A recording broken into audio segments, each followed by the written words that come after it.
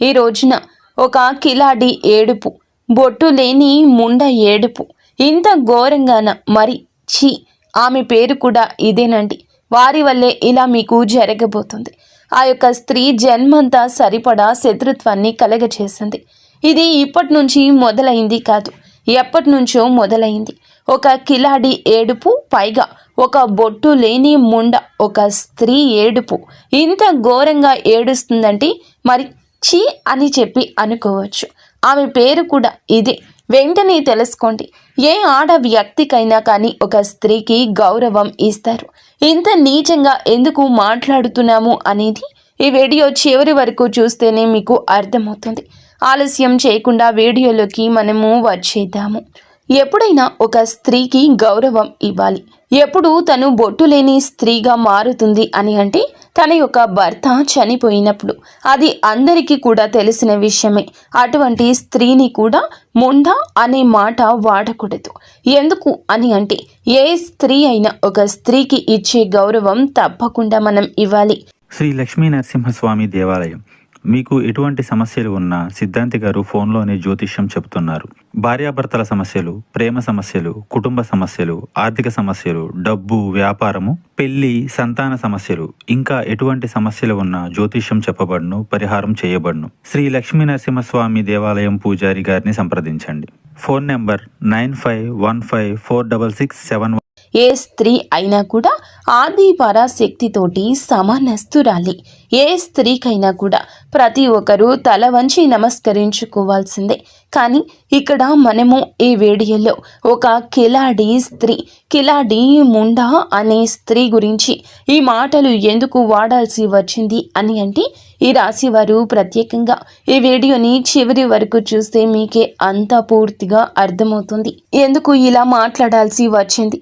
ఒకవేళ ముందుగా ఈ మాటలు అన్నందుకు వీడియో చూసే వారికి తప్పుగా అనిపిస్తే దయచేసి మమ్మల్ని క్షమించండి. మరొక్కసారి చెప్తున్నాము, వీడియో చివరి వరకు చూస్తేనే మీకు బోధపడుతుంది. మేము కూడా ఒక స్త్రీగానే ఇదంతా చెప్తున్నామని ఆలకించండి. వ్యక్తిగతంగా వీరు ఎలా ఉంటారు అంటే చాలా మంచి మనస్కులండి ఈ రాశివారు. ఎదుటివారు కాస్త మంచితనం చూపించినా కానీ, ఎదుటివారు కాస్తంత ప్రేమను పంచినా కానీ వీరు చాలా వరకు వారి ప్రేమకు దాసోహం అయిపోతూ ఉంటారు.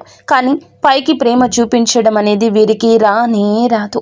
వీరి యొక్క మనసు చాలా సున్నితం అయినప్పటికీ కూడాను ఎదుటి వారితో కొంచెం అంటే కొంచెం ర్యాష్గా మాట్లాడుతూ ఉంటారు. అంటే ఎలా మాట్లాడుతారు అంటే కనుక ఏంటి, చెప్పు, ఆ పని అయ్యిందా, అవుతుందా, ఇలా అంటే అన్నం తిన్నారా, తినలేదా, ఇంకా అలాగే ఉంటారా, ఇట్లా ఉంటుందన్నమాట. అంటే ప్రేమ ఉంటుంది కానీ కొంచెం కఠినత్వం ఉంటుంది. అమ్మ అన్నం తిన్నావా, ఈ మాట వేరుగా ఉంటుంది. ఏయ్ అన్నం తినలేదు ఇంకా అని అనే మాట వేరుగా ఉంటుంది. అవును కదా, వీళ్ళు రెండో జాతికి చెందినవారు. అలా అని చెప్పి కఠినాత్ముల అంటే అదేం కాదు. చిన్నప్పటి నుంచి వీరు పెరిగిన వాతావరణం, వీరి చుట్టూ ఉండే పరిసరాలు, వీరు పనిచేసే దగ్గర ఉండే ఆ యొక్క పరిసరాలు, ఆ చుట్టూ ఉండే జనము, వీరందరి వల్ల కూడాను వీరి యొక్క మానసిక స్థితి అనేది ఈ విధంగా తయారయ్యింది. ప్రేమకు కొంచెం తక్కువగా నోచుకొని పుట్టారు అని చెప్పుకోవచ్చు ఈ రాశి వారిని. ఎందుకు అని అంటే గనక చిన్నతనం నుంచి కూడా వీరికి కుటుంబ బాధ్యతలు, బరువులు అనేవి వీరి మీద పడేసరికి కుటుంబాన్ని ఎలా పోషించాలి, అయ్యో నా కుటుంబ పరిస్థితి ఇంత ఘోరంగా అయిపోయింది, నా వంతు సహాయం నేను చేద్దాము, ఎంతో ఒక వేడి నీళ్లకు చన్నీళ్లు తోడులాగా నేను కూడా ₹1 సంపాదించి నా కుటుంబానికి ఇచ్చి సహాయపడదాము అనే ఉద్దేశ్యంతో వీరు చిన్నతనంలోనే ఆ చదువు ఏదైతే ఉంటుందో, కొంతమంది చదువుకుంటున్న పార్ట్ టైం జాబ్ లాగా చేసుకునైనా కుటుంబానికి ఎంతో కొంత విలువని ఇచ్చి, ఎంతో గౌరవాన్ని ఇచ్చి కుటుంబం కోసం ₹1 చిన్న వయసు నుండి కష్టపడి అందజేశారని కూడా చెప్పుకోవచ్చు. ఇంత నా బిడ్డ కష్టపడుతున్నారు కదా, నా బిడ్డ ఇంత కుటుంబం గురించి ఆలోచిస్తున్నారు కదా అని చెప్పి ఈ యొక్క రాశి వారి యొక్క తల్లిదండ్రులు ఎవరైతే ఉన్నారో వీరు కూడా అంత ఎఫర్ట్ అనేది పిల్లల మీద పెట్టారు. ప్రేమ లేదా అంటే ప్రేమ లేదు అని మేము చెప్పము. కానీ వీరి యొక్క మెంటాలిటీ ఏ విధంగా ఉంటుంది అంటే మనం ఏంటో మనం చూసుకుందాము, మన స్వార్థం మనం చూసుకుందాము, మనకి డబ్బులు నెల వచ్చేసరికి చేతిలో పెడుతున్నారా లేదా చేతిలో పెడుతుందా, ఇంతవరకే చూసుకుందాము అన్నట్లుగా వారి యొక్క వ్యక్తిగతం గురించి ఆలోచించుకుంటారు. ఇటు వీరి యొక్క బిడ్డల గురించి కాస్త నిర్లక్ష్య ధోరణి. ఎంత ప్రేమ ఉన్న తల్లిదండ్రులు అన్నా తర్వాత ప్రేమ లేకుండా ఉండదు. ప్రేమ ఉంటుంది, కానీ ఆ ప్రేమకు కూడా ఒక లిమిట్ అనేది ఉంటుంది. అంటే ఒక గీత అనేది వారే గీసుకున్నారు. ఆ గీత దాటి వాళ్ళు అడుగు బయటికి పెట్టి వాళ్ళ దగ్గరికి తీసుకోకపోవడం వల్ల కాస్తంత వీరికి మూర్ఖత్వం అనేది పెరిగిపోయింది. ఇక్కడ ఎంత మూర్ఖత్వం పెరిగినా కూడా, ఎంత చదువు అనేది నిర్లక్ష్యం చేసినా కూడా సమాజానికి మనము ఒక విలువను ఇవ్వాలి అనే విషయం వీరికి తెలుసు. ఇక్కడ మనకి సమాజం, మన యొక్క జీవితం అనేది ఎంతోమంది వ్యక్తుల ద్వారా ఎన్నో గుణపాఠాలు నేర్పిస్తుంది. మనుషులతో ఎలా మాట్లాడాలి, ఎలా ప్రవర్తించాలి, డబ్బు కోసం ఏ పని చేయాలి, ఏ దారిలో వెళ్తే మనకి గౌరవం పెరుగుతుంది, ఇవన్నీ కూడా వీరి చుట్టూ పరిసరాల నుంచి నేర్చుకున్నవి చాలా ఎక్కువగా ఉంటాయన్నమాట. కాబట్టి ఈ రాశి వారు ఇన్ని కష్టాలు పడి ఇంతగా ఆ యొక్క పరిస్థితులన్నీ ఎదుర్కొని తట్టుకొని చిన్న వయసు నుండే కుటుంబ బరువు అనేది భుజాల మీద వేసుకొని వీళ్ళకంటూ ఏ కష్టాలు వచ్చినా అన్నింటినీ తట్టుకొని జీవితంలో వయస్సులో అనుభవించాల్సిన సుఖాలను వీరు అనుభవించలేకపోయారు. కాబట్టి వీరు ఈ యొక్క ఆ మానసిక స్థితి అనేది కొంచెం కఠినత్వంగా మారిందే తప్ప వీరు యాక్చువల్గా అయితే చాలా అంటే చాలా మంచి మనసు ఉన్నవారు. కుటుంబం కోసం త్యాగం చేస్తారు. రేయింబవళ్ళు కుటుంబం కోసం కష్టపడి పని చేస్తారు. కష్టపడి కుటుంబం కోసం ఎక్కువ ప్రాముఖ్యత ఇస్తారు. వారికంటూ సమాజంలో ఒక గుర్తింపు తేవాలి, నలుగురిలో వారికంటూ ఒక విలువ తీసుకొచ్చి పెట్టాలి, వారికంటూ ఒక స్థానాన్ని మనమే ఏర్పరచాలి అనే ఉద్దేశ్యంతో, అంటే వారు కష్టపడి ఒక కొవ్వొత్తిలాగా వెలుగునిస్తూ వీరు కరిగిపోతారు అని కూడా చెప్పొచ్చు. అంత త్యాగం అనేది ఈ రాశి జాతకుల్లో ఉంటుంది. కానీ ఇంత చేస్తున్నాను అని చెప్పి బయటకు మాత్రం చూపించారు. అటువంటి వ్యక్తిత్వం కలిగిన వారు ఈ యొక్క రాశివారు. కానీ ఎవరి కష్టాలు వారు పడుతున్నా కూడా, ఎవరి బాధలు వారు పడుతున్నా కూడా, ఎవరి నొప్పిని వారు అనుభవిస్తున్నా కూడా ఇక్కడ బయట పరిస్థితులు ఏ విధంగా ఉన్నాయంటే, మనం రూపాయి పెట్టి ఒకళ్ళ చేత పని చేయించుకుంటున్న ఏడుపే, మన రూపాయి పెట్టి మనం ఏదైనా ఒక ఆటో కానీ ఒక కారు కానీ మన ఇంటికి పిలిపించుకొని అది ఎక్కి వెళ్ళినా కూడా ఏడుపే. మనం రూపాయి పెట్టుకుని ఏదైనా ఒక మంచి చీర కట్టుకున్నా బయటికి ఇలా కనిపించినా కూడా ఏడుపే. ఒక బంగారం చేయించుకున్న ఏడుపే, కాస్త ఇల్లు వైనంగా మార్చుకున్న ఏడుపే, ఏదైనా పొలం కొన్న ఏడుపే, స్థలం కొన్న ఏడుపే, ఇల్లు కొన్న ఏడుపే. ఈ ఏడుపులన్నీ ఎక్కడి నుంచి వస్తున్నాయి? మన మీద పడి ఏడవాల్సిన అవసరం ఒకరికి ఎందుకుంటుంది? ఇంత ఏడ్చి వారు సాధించేది ఏమిటి అంటే కనుక, ఇక్కడ ఏడ్చేవారు ఎవరు అనే మాటకు వస్తే మొదటిగా ఏడ్చేవారు బయటవారు కాదు, మీకు మీ ఇంట్లో ఉన్నవారు ఇక్కడ ఎక్కువగా ఏడుస్తూ ఉంటారు. మీరు 100% నమ్మినా నమ్మకపోయినా కానీ మీ యొక్క కుటుంబంలో మీరంటూ కూడా కొంతమందిని నమ్ముతారు. మీకంటూ ఎవరైతే ఆ యొక్క స్త్రీ ఇంపార్టెన్స్ ఇస్తారో, ఎవరైతే ఎక్కువగా మీరు నమ్ముతున్నారో, ఎవరైతే నా వాళ్ళు అని చెప్పి ప్రేమ చూపిస్తారో, ఇక్కడ రక్త సంబంధం గుర్తుపెట్టుకోండి. ఈ యొక్క రక్త సంబంధం ఎవరైతే ఉన్నారో ఆ స్త్రీకి ఇప్పుడు ప్రస్తుతానికి భర్త కూడా లేరు.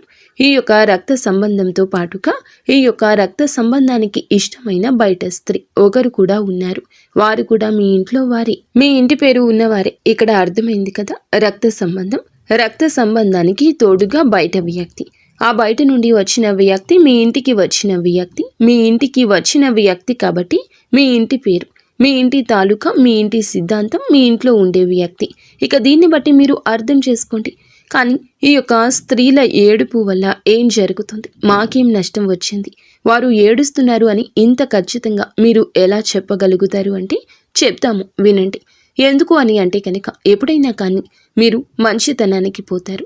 నా వాళ్లే కదా అని చెప్పి ₹1 ఖర్చు పెడతారు. నా వ్యక్తులు కదా అని చెప్పి వారి పనులు, వారి అవసరాలు అన్నీ కూడా తీరుస్తారు. వారి యొక్క పనులు, అవసరాలు అన్నీ కూడా గడిపించుకున్న తరువాత మిమ్మల్ని పూర్తిగా అందరూ కలిసి పరాయి వాళ్ళుగా చేసేస్తారు. వాళ్ళ అవసరాలు తీర్చుకున్న తరువాత నువ్వు ఎవరో నేను ఎవరో అన్నట్లు ప్రవర్తిస్తారు. ఇక్కడ వారికి కావాల్సింది డబ్బే. ఈ డబ్బు కోసం వారు ఎంతకైనా కూడా దిగజారిపోతారు, తెగించేస్తారు. ఈ డబ్బు కోసం అందితే కాళ్ళు, అందకపోతే జుట్టు పట్టుకునే రకాలు వీరు. వీరు పనులు గడిపించుకోవడం కోసం కాళ్ళు పట్టుకుంటారు. పని అయిపోయాక మొహం వైపు కూడా తొంగి చూడరు. వీరితో చాలా జాగ్రత్తగా ఉండాలి. వీరు మీ కుటుంబంతో కలిసి మీరు సరదాగా ఉంటున్నా కానీ, మీ కుటుంబాన్ని మీరు ప్రేమగా చూసుకుంటున్నా కానీ, మీ కుటుంబం మీద ఎక్కువ ఎఫెక్షన్ అనేది పెట్టుకుంటున్నా కానీ, మీ బిడ్డల కోసం మీరు ఏదైనా చేస్తున్నా కానీ ఇంత చేస్తున్నారు. వీరికి పెళ్లి కాకముందు ధనం అంతా మా చేతిలో పెట్టేవారు. ఇప్పుడు వీరులు అవసరాల కోసం ధనం ఉపయోగించుకుంటున్నారు. మాకేమీ ఇవ్వడం లేదు అనే ఉద్దేశ్యంతో ఒక ఏడుపు. అంతేకాకుండా ఇది ఎవరైతే బయట నుండి వచ్చిన స్త్రీ ఉందో, ఈ స్త్రీ మీ ఇంటి మీ ఇంటి స్త్రీ మీద ఎక్కువగా చూపు పెట్టుకోవడం, తన ప్రతి అడుగుని కూడా గమనించుకోవడం, తను ఎక్కడికి వెళ్తుంది, ఏ చీర కట్టుకుంది, ఏం చేస్తుంది, ఇలా ప్రతిదీ కూడా A to Z పట్టించుకోవడం, ప్రతి దానికి కూడా ఏదో ఒక వంకతోటి ఏడుస్తూ ఉండడం. ఎవరు కూడా డైరెక్ట్గా నేను ఏడుస్తున్నాను మీ మీద పడి అని చెప్పరు. వారి యొక్క మాటలను బట్టి, వారు మనతో మాట్లాడే తీరును బట్టి, వారి యొక్క పరిస్థితులను బట్టి మనం వారితో ఎలా ఉండాలి, లేదా వారు మనతో ఏ విధంగా ఉన్నారు, అవసరమైనప్పుడు మనకి సమాధానాన్ని చెప్పేదాన్ని బట్టి, మన అవసరాలు ఎంతవరకు తీరుస్తున్నారు అనే దాన్ని బట్టి మన మీద బయట 10 మందికి వెళ్ళి మనల్ని ఎలా చిత్రీకరిస్తున్నారు అని చెప్పి, ఎలా చిత్రీకరిస్తుంది కూడా ఏ 10 మందికి అయితే వాళ్ళు చెప్పారో ఆ 10 మందిలో ఒకరు ఇద్దరు వచ్చి ఈ రోజు మీతో చెప్తారనమాట. ఇట్లా దీన్ని బట్టి వారి యొక్క నిజ స్వరూపాలు అనేవి పూర్తిగా ఈ రోజు బయటపడిపోతాయి. అలా పూర్తిగా బయటపడ్డాక కూడాను ఇక్కడ జరుగుతున్న తప్పు ఏమిటి అంటే ఇంకా నమ్మడం, ఇంకా వారి యొక్క అవసరాలు తీర్చడం, ఇంకా మేమున్నాము అని ఒక సపోర్ట్ ఇవ్వడం. ఇక్కడ మీకు అనుమానం వస్తుంది. ఇంతగా చెప్తున్నారు, కుటుంబ వ్యక్తులు అంటున్నారు, రక్త సంబంధం అంటున్నారు, మరి మా ఇంటికి వచ్చిన ఆడపిల్ల అని చెప్పి అంటున్నారు, భర్త లేరు అని చెప్పి అంటున్నారు. మరి ఇంత లేకపోతే మరి వాళ్లకు మేము సపోర్ట్ ఇవ్వద్దా? మరి మా ఇంటికి వచ్చిన వాళ్ళని మేము గౌరవంగా చూసుకోవద్దా? వాళ్ళకంటూ మేమున్నామని ఒక ధైర్యాన్ని కూడా ఇవ్వకపోతే ఎలా అని చెప్పి అనుకోవచ్చు. ఖచ్చితంగా ఇవ్వాలి, గౌరవాన్ని ఇవ్వాలి, మేము ఉన్నాము అనే భరోసా ఇవ్వాలి. ఎలా, ఎప్పుడు, ఎందుకు అనే విషయం మీరు ప్రశ్నించుకుంటే మీ బిడ్డల మీద కూడా అంతే ప్రేమ చూపించాలి కదా, మీ మీద కూడా అంత గౌరవాన్ని వారు ఇవ్వాలి కదా. మీకు కూడా అవసరమైనప్పుడు అంతే విధంగా మీరు చేసిన పనిని మనసులో పెట్టుకుని విశ్వాసాన్ని చూపించాలి కదా. మరి ఇవి ఏవీ లేనప్పుడు ఇంత చేసిన ఉపయోగం ఏముంటుంది చెప్పండి? ఎప్పుడైనా కానీ అటు నుండి ఉండాలి, ఇటు ఉండాలి, ఇటు ఉంటే అటు ఉండాలి అని చెప్పి మన పెద్దలు చెప్తారు. వీరు అవసరం లేనప్పుడేమో నువ్వు ఎవరో నేను ఎవరో అని చెప్పి మన ఎదుగుదల చూసి ఏడవటమే, అవసరం ఉన్నప్పుడు అసలు నువ్వే ముఖ్యమని చెప్పి మీ దగ్గరకు వచ్చి కాళ్ళు పట్టుకోవడం వస్తారు. మళ్ళీ అవసరం తీరాక యథా మామూలే అయిపోతుంది. ఇలా జరుగుతూ ఉంటే ఎంతవరకు చెప్పండి? అలాగే మీ ఇంట్లో ఈ మధ్య గత కొంతకాలం నుంచి, కొద్ది సంవత్సరాల నుంచి భార్యాభర్తల మధ్య గొడవలు, చికాకులు, ఇబ్బందులు, మీ ఇద్దరి మధ్య వేరే వారు ఎంటర్ అయిపోతూ ఉండటము, అలాగే వారి వల్ల గొడవలు, మానసిక ప్రశాంతత లేకపోవడం, ఇంట్లో తరచుగా అనారోగ్య సమస్యలు వస్తూ ఉండడం గమనించారా?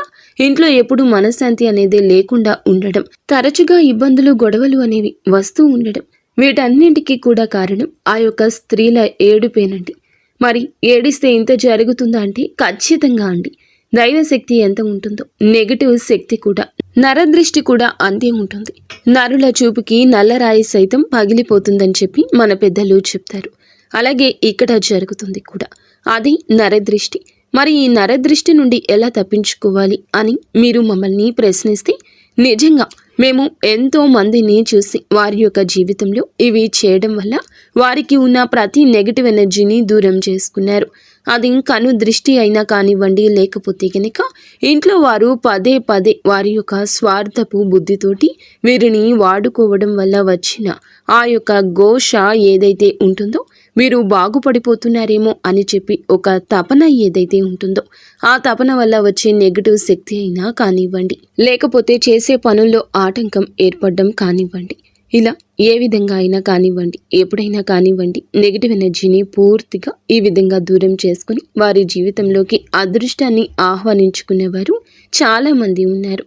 ఏం చేయాలి అసలు? ఈ రాశి వారి విషయానికి వస్తే గనుక, ఈ రాశి వారు గుర్తుంచుకోండి, ఇప్పటి నుంచి మనకి కొత్త సంవత్సరం స్టార్ట్ అయిపోయింది. ఆంగ్ల సంవత్సరాది అయినప్పటికీ కూడా మన యొక్క క్యాలెండర్ మారుతుంది. ఈ రోజు నుంచి మీకు ఈ యొక్క డేట్ నుంచి కూడా ఇలా చేయండి. ఏదైనా కానీ చెయ్యాలి, మారాలి అని చెప్పి ప్రతి ఒక్కరూ కూడా సంకల్పం పెట్టుకోవాలి. ముఖ్యంగా ఇప్పటి నుంచి మీరు చేయాల్సింది ఏమిటంటే, మీ యొక్క ఫ్యామిలీ మెంబర్స్ ఎవరైతే మీ మనసుకి తెలుస్తుంది, వీరు నా మంచి కోరేవారు, మీరు చెప్తే నా అనుకునే చెప్తారు, ఇటువంటి వాళ్ళు ఎవరైతే ఉన్నారో వారి మాటలు మాత్రమే వినండి. గతంలో వారి వల్ల మీకు ఎటువంటి ఉపయోగం కానీ లాభం కానీ లేకపోతే గనుక వారి మాటలు నమ్మొద్దు. అటువంటి వారి మాటలు తీసి పక్కన పెట్టేయండి. వారి మాటలు ఎప్పుడు వినొద్దు. మీ జేబులో రూపాయి తీసి వాడేటప్పుడు ఎవరి కోసం వాడుతున్నాను, దేనికోసం వాడుతున్నాను అని చెప్పి ఆలోచించుకోండి. ఎంత ప్రాణ స్నేహితులైనా కానీ ఎంతవరకు ఉంచాలో అంతవరకే ఉంచండి. ఎక్కడ పెట్టాలో అక్కడ పెట్టండి. వారితో అతిగా ఏమీ కూడా కుటుంబ విషయాలు పంచుకోవద్దు. ముఖ్యంగా ఎవరి కోసం ఒక్క రూపాయి ఖర్చు చేయొద్దు. మీరు పడే కష్టం ఏదైతే ఉందో మీలో బిజినెస్ పార్ట్నర్స్ ఉంటారు. మీకు తోడుగా ఎవరైనా కానీ, అంటే మీ తోటి ఉద్యోగస్తులు కూడా ఉంటారు. ఇలా ఏదైనా కానీ వారితో కూడా ఎంతవరకు ఉండాలో అంతవరకే ఉండి లిమిట్స్ మెయింటైన్ చేయండి. ఒక్క రూపాయి కూడా జారనివ్వద్దు. ముఖ్యంగా గుర్తుంచుకోండి, ఈ రాశి వారు ఈ రోజు నుంచి ప్రతి సోమవారం కాకపోయినా నెలలో ఏదైనా సోమవారం శివాలయానికి వెళ్ళండి. శివునికి మీ చేతో అభిషేకం చేసే ప్రయత్నం చేయండి. దీనివల్ల మీకు ఉన్న ఎటువంటి నెగిటివ్ శక్తి అయినా వెళ్ళిపోతుంది. ప్రతి శనివారం రోజు వెంకటేశ్వర స్వామి గుడికి వెళ్ళండి. ఆ స్వామి వారికి గుడిలో తులసి మాల సమర్పించండి. దీనివల్ల మీకు చాలా రకాలుగా అదృష్టం కలిసి వస్తుంది. ఇక భార్యాభర్తల మధ్య ఎవరికైతే తరచుగా గొడవలు జరుగుతున్నాయో వారు ముఖ్యంగా తెలుసుకోవాల్సింది ఏమిటంటే గనక, మీరు అవునన్నా కాదన్నా ఇలాగే జరుగుతుంది. నరదృష్టి కోపంలోకి లాగేస్తుంది. మీరు ఏదైనా శివాలయానికి వెళ్ళడాన్ని మాత్రం నిత్యము కాకపోయినా అప్పుడెప్పుడైనా అలవాటు చేసుకోండి. నాగేంద్ర స్వామి గుడిలో కానీ లేదంటే సుబ్రహ్మణ్యేశ్వర స్వామి గుడిలో కానీ 2 నాగుపాముల పడగలు, అంటే 2 నాగుపాములు పెనవేసుకుని ఉంటాయి కదా, ఆ రాతి విగ్రహానికి ఒక గ్లాసుడు పాలు పోసి పసుపు కుంకుమ వేసి చక్కగా జిల్లెడు ఆకు మీద బెల్లపు ముక్కను పెట్టి నువ్వుల నూనెతోటి దీపారాధన చేయండి. దీనివల్ల మీకు భార్యాభర్తల మధ్య గొడవలు అనేవి శుభ్రంగా పోతాయి. ఎటువంటి ఇబ్బందులు, ఎటువంటి సమస్యలు రాకుండా ఉంటాయి. అలాగే ఇంట్లో కోపాన్ని, ఆవేశాన్ని కంట్రోల్లో ఉంచుకోండి. ఎప్పుడు కూడా ఏ సిచ్యువేషన్లో అయినా కూడా కోపాన్ని, ఆవేశాన్ని కంట్రోల్లో ఉంచుకోవాలి అనే ఒక కొత్త నియమాన్ని ఇక నుంచి అయినా పాటించండి. ఎందుకంటే మీ యొక్క మంచి మనసు ఉన్న వాళ్ళకి కోపం కూడా ఎక్కువే. అలా కోపం వల్ల మీకు తెలియకుండానే మీకు చాలా నష్టం జరుగుతుంది. కాబట్టి ఆ కోపాన్ని, ఆవేశాన్ని కంట్రోల్లో ఉంచుకోండి. ఒక మాట నోట్లో నుండి బయటకు వచ్చేటప్పుడు ఈ మాట నేను అనడం వల్ల ఎదుటి వారు వింటారా లేదా ఇది ఎంతవరకు నమ్మొచ్చు, ఎంతవరకు వినొచ్చు అని చెప్పి ఇలా ఆలోచించుకుని దానికి తగ్గట్లుగా మీరు మాట్లాడండి. అలవి కాని చోట అధికులం అనరాదు. మన పెత్తనం జరగని చోట మనం పెత్తనం చెలాయించడం వల్ల మనకే అవమానం ఎదురవుతుంది. కాబట్టి ఇవన్నీ కూడాను మీరు ముందే తెలుసుకోండి. దాన్ని బట్టి అడుగు ముందుకు వేసే ప్రయత్నం చేయండి. ఇవన్నీ మనసులో పెట్టుకొని ఎవరైతే ఆ స్త్రీలు ఉన్నారో వారితో ఎంతవరకు ఉండాలో అంతవరకే ఉండి వారికి ఎక్కువగా ధనాన్ని ఖర్చు చేయొద్దు. అసలు ఎక్కువ కాదు, అస్సలు ఖర్చు చేయకుండా ఉండండి. మీ లిమిట్స్లో మీరు ఉండండి. మీ ఫ్యామిలీని మీరు హ్యాపీగా చూసుకోండి.